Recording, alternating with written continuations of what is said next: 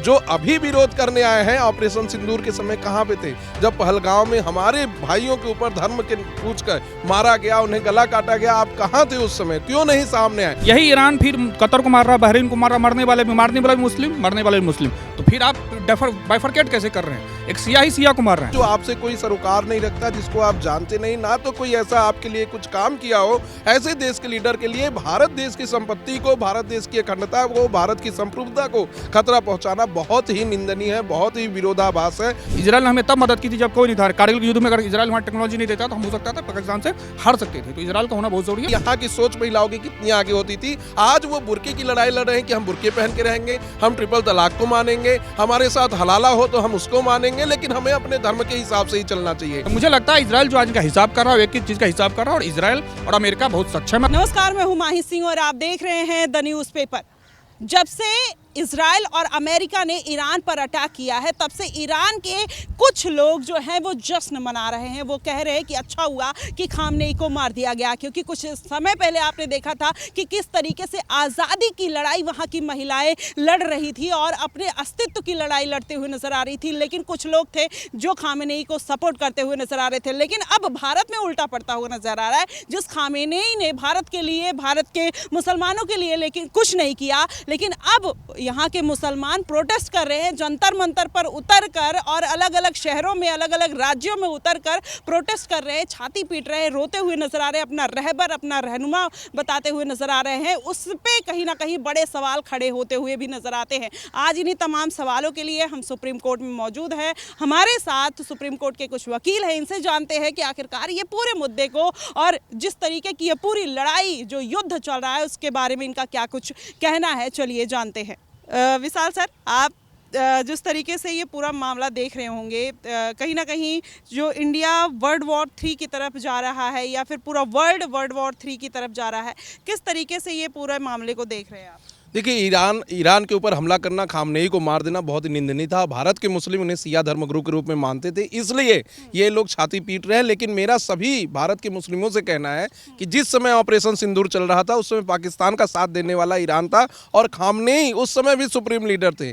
तो क्या जो जनरल बिपिन रावत जी कह के गए थे कि इंडिया 2.5 फ्रंट पे लड़ रहा है, एक पाकिस्तान से, एक चाइना से और आधा अपने देश के अंदर ऐसे विद्रोहियों से, ऐसे लोगों से जो देश के विद्रोह करने के लिए कहीं भी तैयार हैं। और अगर अभी इंडिया और पाकिस्तान का युद्ध हो जाए और उसमें खामनेई और ईरान उनको पाकिस्तान को समर्थन करे, तो क्या भारत के मुस्लिम जो है उनकी तरफ से लड़ेंगे? यह बहुत ही संदेहास्पद हो चुका है। और मैं मानता हूं कि विरोध लोकतंत्र में होना चाहिए, लेकिन इस तरीके का विरोध कि आप एक ऐसे देश के लीडर के लिए जो आपसे कोई सरोकार नहीं रखता, जिसको आप जानते नहीं, ना तो कोई ऐसा आपके लिए कुछ काम किया हो, ऐसे देश के लीडर के लिए भारत देश की संपत्ति को, भारत देश की अखंडता को, भारत की संप्रभुता को खतरा पहुंचाना बहुत ही निंदनीय है, बहुत ही विरोधाभास है और ऐसा नहीं होना चाहिए। भारत के मुस्लिमों को यह समझना चाहिए कि भारत बहुत ही शांति प्रिय देश है। अभी पूरे विश्व में जियोपॉलिटिकल लेवल पर देखा जाए तो सब देश में युद्ध चल रहे हैं। भारत ही एक ऐसा देश है जहां हिंदू, मुस्लिम, सिख, ईसाई, बौद्ध, जैन सब लोग शांतिपूर्ण तरीके से रह रहे हैं। तो कहीं ना कहीं इस शांति को आगे बढ़ाना चाहिए। हम किसी भी देश से लड़ने नहीं जा रहे हैं, ना तो हम किसी देश का समर्थन कर रहे हैं। हमने अभी तक अपनी स्थिति न्यूट्रल बना के रखी है, उसी को आगे बढ़ाना चाहिए। और जिस तरीके से लखनऊ के अंदर, आगरा के अंदर, दिल्ली के अंदर, जम्मू कश्मीर के अंदर विरोध किया जा रहा है, वैसा नहीं होना चाहिए। आप लोग जो अभी विरोध करने आए हैं ऑपरेशन सिंदूर के समय कहां पे थे? जब पहलगांव में हमारे भाइयों के ऊपर धर्म के पूछकर मारा गया, उन्हें गला काटा गया, आप कहां थे उस समय? क्यों नहीं सामने आए? और अभी आपको एक लीडर मरा है, किसी देश का, किसी धर्म गुरु मरे हैं, तो आप उसके लिए रोते हुए नजर आ रहे हैं। कुछ तो इतने पागलपंती की हद कर दिए कि अपने ही चेहरे पे चप्पल से मार रहे हैं। और सबसे दुर्भाग्यपूर्ण अगर मैं मानूं तो एक 10 साल का बच्चा जो वीडियो में कहते हुए नजर आ रहा है कि हम मर जाएंगे लेकिन अमेरिका से बदला लेंगे, तो एक बच्चे को जो सिया धर्म से हो या सुन्नी धर्म से हो, हिंदू हो या मुस्लिम हो, उसे देश के अंदर विकास के बारे में सोचना चाहिए, उसे देश के विकास और प्रगति के राह पे बढ़ना चाहिए, उसे missile man APJ Abdul Kalam बनना चाहिए, न कि सुसाइड बम्बर के तौर पर उसे प्रोजेक्ट किया जा रहा है कि आगे चल के ये अमेरिका से बदला लेगा। आप बदला किससे लेंगे? ना तो आपके देश का मसला है, ना तो आपके देश उसमें लड़ रहे हैं, ना तो आपके देश के ऊपर मिसाइलें चल रही हैं। आप बदला किससे लेना चाहते हैं आखिर? और कहीं ना कहीं अगर आप धर्म के नाम पर एक होना चाहते हैं तो जाइए, ईरान में जाइए और फ्री में सर्विस दीजिए अपनी, और यहाँ अगर नहीं जा पा रहे हैं तो वहाँ फंड कीजिए, पैसे दीजिए। जो लोग भारत में रहते हैं, मतलब भारत का ही खाते हैं, यहीं पे शरीयत मानते हैं, लेकिन संविधान भी उनको चाहिए होता है, लेकिन वो गुणगान ईरान का करेंगे, फिलिस्तीन का करेंगे, गजा का करेंगे।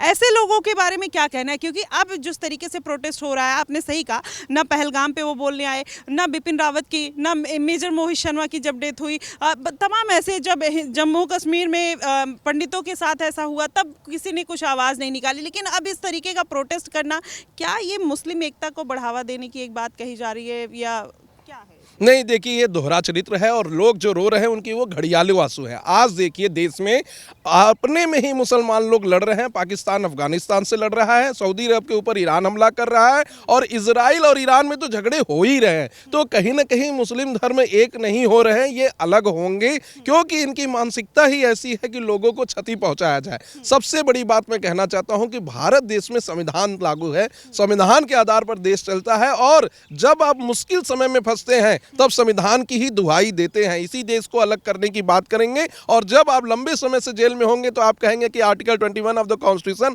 हमें प्रोटेक्ट करता है, हमें लंबे समय तक आप जेल में नहीं बंद रख सकते हैं। तो क्यों नहीं आपके ऊपर सरिया का कानून लागू किया जाए? उसी सरिया के कानून में कहा गया है कि अगर आप चोरी करेंगे तो आपके हाथ काट दिए जाएंगे, अगर आप बदजुबानी करेंगे तो आपकी जिह्वा काट दी जाएगी और अगर आप किसी की हत्या करते हैं तो वहां गला काटने का भी प्रोविजन है। तो क्या आप उस तरीके से चीजों को आगे बढ़ाकर ले जाना चाहते हैं कि संविधान नहीं चले, सरिया चले? अगर सरिया चले तो सरिया के तहत जो चोरी के ऑफेंसेस हैं उसके लिए वही सजा आपको दी जाए। क्या यह सही नहीं होगा? तो कहीं ना कहीं भारत एक सेकुलर कंट्री है, यहाँ पे सभी धर्मों का मान सम्मान होना चाहिए। यहाँ का जो मेन स्टेट है कि हम भारत के लोग तो भारत की रक्षा करने के लिए किसी भी हद तक जा सकते हैं, वो लोगों को मानना चाहिए, न कि किसी धर्म के लोगों के लिए आगे बढ़ना चाहिए। और मैं सबसे बड़ी बात बता दूं, अगर ऐसी ही स्थिति रही और भारत आगे चलकर कभी पाकिस्तान से और चाइना से युद्ध में फंसता है तो वो समय दूर नहीं होगा जब भारत एक तरफ बाहर भी लड़ाई करेगा और अंदर गृह युद्ध भी छिड़ जाएगा। तो अभी स्थिति बहुत साफ करने वाली है, सबको एक रहना चाहिए।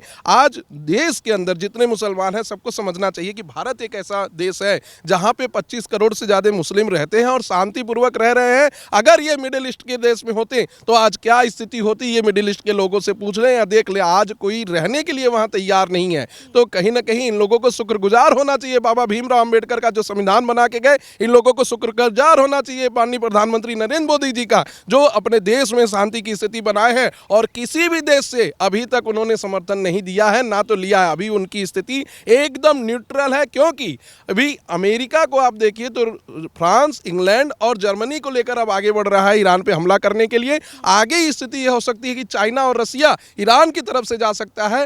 तो उस स्थिति में भी भारत ने अपना पोजीशन एकदम क्लियर रखा है। हम न्यूट्रल थे, न्यूट्रल हैं, लेकिन हमारे देश के ऊपर अगर कोई हमला करेगा तो हम उसे एक्ट ऑफ वार मानेंगे और उसे छोड़ेंगे नहीं। और मेरा मानना है कि प्रधानमंत्री नरेंद्र मोदी जी को एक चीज़ और देखनी चाहिए कि अगर रसिया और चाइना ईरान की तरफ से वार में आता है और उधर से वर्ल्ड वार होने की स्थिति बनती है तो यही सही समय होगा कि आप पीओके पे हमला करें और पीओके को अपने भारत के अंदर लें, क्योंकि आपकी मैनिफेस्टो में हमेशा यही है कि पाक ऑक्यूपाइड कश्मीर को हम अपने देश में लेंगे। तो इससे बढ़िया मौका नहीं आ सकता, क्योंकि पाकिस्तान अभी अफगानिस्तान के साथ वार पे है और अफगानिस्तान ने काफ़ी बड़े हमले किए हैं, अभी नूर एयरबेस को भी तबाह कर दिया है। तो यह सही समय है कि आप पीओके को भी भारत के अंदर मिला लें।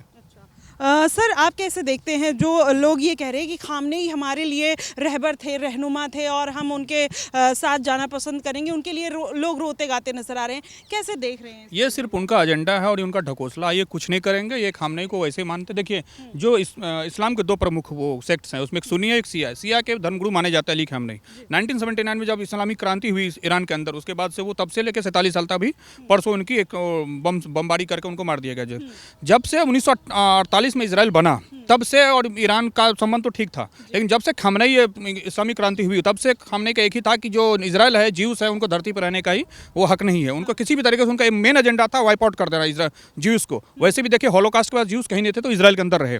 उसके बाद अभी जो कार्यक्रम हो, देखिए ईरान का मेन काम था कि पूरे मिडिल ईस्ट में अपने प्रॉक्सी, चाहे वो वहाँ पे इजराइल के अंदर हमास हो जो उनके, उसके बाद लेबनान के अंदर हिजबुल्ला हो, यहाँ पे यमन में हूती हो, हर तरह से ईरान जो है डायरेक्टली इनडायरेक्टली इजराइल को परेशान करता था। और 7 अक्टूबर 2023 में जो इजरायली जो कार्यक्रम कर रहे थे, उसके बाद जो घटना इतनी बड़ी घटी, 1200 लोगों को मार दिया गया, उसमें ईरान का सीधा सीधा हाथ था। तो अब जो हो रहा है ईरान के लिए, अपने किए का ही जो है ईरान को मिल रहा है। अभी खमेनी को मारना इसलिए भी ज़रूरी था कि खमेनी उस पूरे रिजीम को, अगर आप देखें अभी जो खमेनी के मारने की बाद चीज़ें जो हुई है, उस पर ईरानी महिलाएं पुरुष इतने वो मतलब जश्न मना रहे हैं। और यहाँ भारत के जो नकली बने फिर रहे हैं, सब के सब वहाँ पे रोग आ रहे हैं। तो अब कर रहे हो, अब सब करें ईरान चले हो तो चले जाइए, बिना देर के आप चले जाइए। ये कुछ नहीं करेंगे, ये सिर्फ मीडिया अटेंशन पाने के लिए जंतर मंतर धरना देंगे।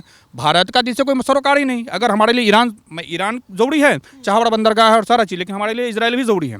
और इजराइल को पूरा, क्योंकि हमारी टेक्नोलॉजी सारा कुछ इजराइल के साथ हमारी मित्रता, इजराइल ने हमें तब मदद की थी जब कोई नहीं था। कारगिल युद्ध में अगर इजराइल हमारी टेक्नोलॉजी नहीं देता तो हम हो सकता था पाकिस्तान से हार सकते थे। तो इजराइल का होना बहुत जरूरी है। और इजराइल 1948 से लेकर आज तक अपनी एग्जिस्टेंशियल क्राइसिस है, मतलब अस्तित्व की लड़ाई लड़ रहे हैं। क्योंकि जितने 57 मुस्लिम मुल्क, अरब मुल्क हैं, वो कभी नहीं चाहता कि इजराइल वहाँ रहे। वो कहते हैं ज्यूज का रहने का ही हक नहीं है, वो उनका अपना कुछ इशू है धार्मिक वजह से। तो ये मैं मानता हूँ कि इजराइल और अमेरिका जो भी कर रहा है, वो एक आतंकवाद जो मिडिल ईस्ट में जो हमेशा से डिस्टर्ब रहा है, उसको वन टाइम ठीक करने के लिए कर रहा है। और इजराइल ने इसी को करते हुए और सारा खमेनी को मारा, उनके टॉप लीडरशिप को मारा है, और इससे पहले उन्होंने हमास को भी मारा है। लेकिन जो भारत में लोग हैं जो छाती पीट पीट के रो रहे हैं, उनको ये बात क्यों नहीं समझ में आ रही है कि वो कहीं ना कहीं जैसे इजराइल को हमेशा इजराइल ने ये कहा है कि सबसे क्रूएल एक तानाशाह के तौर पर खामनेई को देखा जाता था, हमने मार के ख़त्म कर दिया। ईरान में भी कुछ लोग जश्न मना रहे हैं, कुछ लोग क्या कहते हैं अमेरिका में जश्न मना रहे हैं, इजराइल में जश्न मना रहे हैं, लेकिन भारत में लोग मातम मना रहे हैं। उसके पीछे की क्या बड़ी मानसिकता और वजह हो सकती है? बस ये इनका इस्लामीकरण है, बस इसमें मतलब इस्लाम की वजह से इनका, लेकिन बस इस्लाम का जो इनके भारत के लोगों का जो मुस्लिम है, इनका दोहरा मैं दिखा देता हूँ। यही ईरान फिर कतर को मार रहा है, बहरीन को मार रहा, मरने वाले भी मुस्लिम, मरने वाले भी मुस्लिम। तो फिर आप बाइफरकेट कैसे कर रहे हैं? एक सिया ही सिया को मार रहे हैं। दूसरी बात, जो आपका मूल क्वेश्चन था कि भाई इजराइल की वजह से खामनेई का भी जनवरी में रिजीम चेंज को लेकर के वहाँ लोगों ने रोड पे धरना प्रदर्शन किया, सारा कुछ किया। 20,000 लोगों को मारा गया, जिसका कि पूरा डेटा अभी उतना है, रॉयटर्स का अपना डाटा है, उससे ज़्यादा ही लोग मर सकते हैं। तो उस खामनेई ने अपने सत्ता को बचाने के 20,000 लोगों को मार दिया। और वही ईरान जो है वहाँ पे तमाम पाबंदियाँ, मैं आपसे और आपके दर्शकों को ये कहूँगा, 1979 से पहले जो इस्लामी क्रांति हुआ, उससे पहले देखिए तो ईरान बहुत समृद्ध देश था, राजा साहब पहलवी के टाइम। पूरा यूरोपियन कल्चर था और सारी चीज़, पढ़ाई लिखाई में हर चीज़ में आगे। जब से रेडिकलाइजेशन आया, कट्टरपंथ ये आया, तब इस्लाम देखिए तो ईरान के भी $1 के मुकाबले ईरान 14 लाख रियाल है। उसका सोचिए आर्थिक स्थिति इतना डूबा पड़ा है देश। किसी का बस ये रोटी मिले ना मिले, ये इनको बम चाहिए। हर जगह होती हो, वहाँ पे हमास हो, चाहे हिजबुल्लाह हो लेबनान में, हर जगह। अभी भी इजराइल पे तो आपने हमेशा इजराइल को तो कहते हैं तुम्हें जीने का ही हक नहीं है, जो कि बहुत गलत है। मुझे लगता है इजराइल जो आज का हिसाब कर रहा है, एक एक चीज़ का हिसाब कर रहा है, और इजराइल और अमेरिका बहुत सक्षम है। दूसरी बात, ये सिर्फ इजराइल ईरान पे नहीं, उसके बाद अमेरिका के जो भी एयर बेस है, सारा कुछ है वहाँ पे, सेंटकॉम है, सेंट्रल कमांड है पूरे मिडिल ईस्ट में, वहाँ के उसके पे टारगेट कर रहे हैं। वहाँ के इवन कि यूएई में बुर्ज खलीफा के पास इनके डेब्रिस गिरा हुआ, सारा कुछ कर रहे हैं। तो अब वहाँ पे जर्मनी भी आ रहे हैं, वहाँ पे इंग्लैंड भी अपना ब्रिटेन भी बोल दिया कि भाई अपना एयरबेस हमारा यूज़ कर सकते हैं। उसके बाद फ्रांस की बेरा पे उन्होंने हमला किया है, कतर में। हर जगह ईरान हमला कर रहा है अपना उसमें पागलपन में। और ईरान का ये समझिए, जैसे होता है ना कि कीड़ा मारने से पहले बहुत फड़फड़ाता है, ईरान का वही हाल है। 5-7 दिन की बात है, ईरान के एयर सिस्टम वैसे फेल है पूरे, उनके इजरायली प्लेन और अमेरिकन प्लेन वो ऊपर उड़ ही रहे हैं। और ये जो दूसरी बात, एक न्यूक्लियर वो उसका है ईरान का। और जो सारा, अगर इस पूरे जज का देखेंगे मतलब इशू, तो उनका यह है कि अगर जिस दिन ये ईरान का पास न्यूक्लियर एनर्जी आ जाएगा, मतलब जो बम, तो सबसे पहला कह रहा है कि हम इजराइल पे ही मारेंगे। तो अगर हाँ, इसलिए इजराइल और अमेरिका का यही है कि किसी भी हालत में इनका बम ना बने। और वो क्योंकि पता है ये मरेंगे सबसे पहले हमें मारेंगे। जिस तरीके से बौखलाहट में आपने देखा बहरीन, कतर और फिर सऊदी पर वो अटैक कर रहे हैं, तो क्या आपको लगता है ये सिया सुन्नी का भी कॉन्फ्लिक्ट आ सकता है? क्योंकि लगातार, क्योंकि सऊदी हमेशा से अमेरिका पे कहीं ना कहीं डिपेंडेंट रहा है और उसके पास कोई सैन्य सुरक्षा भी इतनी ज़्यादा नहीं है। तो अब ऐसे में अगर फिर से कुछ रिटेलिएशन होता है तो वो किस तरफ से होगा? क्या सिया सुन्नी का भी कॉन्फ्लिक्ट नहीं? बिल्कुल सिया सुन्नी है, मुस्लिम में तो अंदरूनी इतना सिया सुन्नी है, अहमदिया है, सारा कुछ है। तो रिलीजियस कॉन्फ्लिक्ट इस्लाम में हमेशा से रहा है और ये अभी हो भी रहा है। सिया सुन्नी की लड़ाई है। फिर ईरान हर जगह, ईरान तो इराक में सुन्नी बहुल इलाके में भी मार रहा है, हर जगह हो रहा है। तो मुझे लगता है कि ईरान को और सऊदी अरब को बचाने के लिए अमेरिका, वैसे भी अमेरिका का जो अब्राहम लिंक और जेराल्ड फोल्ड है, जितने भी एयर वो कैरियर हैं, उनके नेवी कैरियर हैं, वो सफिशिएंट हैं। और मुझे ऐसा लगता है कि सारी कार्रवाई हो जाएगी। 10-5 दिन की बात है। ईरान को इस बार जड़ से इलाज हो जाएगा और ईरान में जो भी चीज़ें हैं न्यूक्लियर को फॉरफिट की जाएगी और उसमें जो भी रिजीम चेंज होगा और जो डेमोक्रेटिक तरीके से जो राजा साहब पहलवी या उनके और भी हैं उनको लाया जाएगा, उनके नागरिकों की समृद्धि हो। यहाँ मैं किसी धर्म विरोधी बात नहीं कर रहा, मैं सिर्फ ये कर रहा हूँ कि हर आदमी का हक, जीने का हक हो, हर चीज़ जो हो। ये सिर्फ रिजीम बचाने के लिए 20-20 हज़ार लोग मरवा देना बहुत गलत था, उसी का भुगत रहा है कहीं ना कहीं ईरान।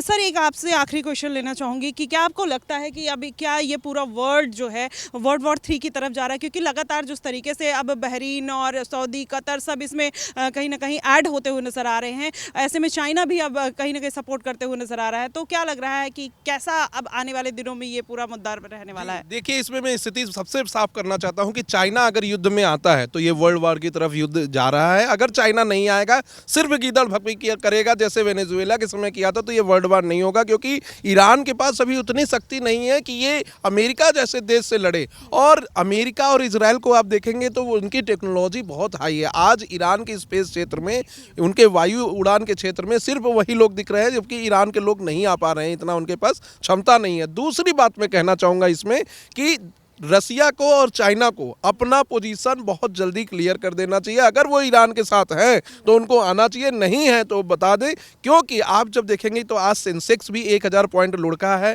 भारत में कई सारे ऐसे तेल के बंकर जो आ रहे थे वो भी प्रतिबंधित हो गए, रुक गए हैं, और भारत सरकार ने कहा है कि हमारे पास 75 दिन का तेल की व्यवस्था है, उसके बाद आगे हो सकता है कि गैस के दाम बढ़े, तेल के दाम बढ़े, और बहुत बड़ा एक इन्फ्लेशन आएगा पूरे विश्व में।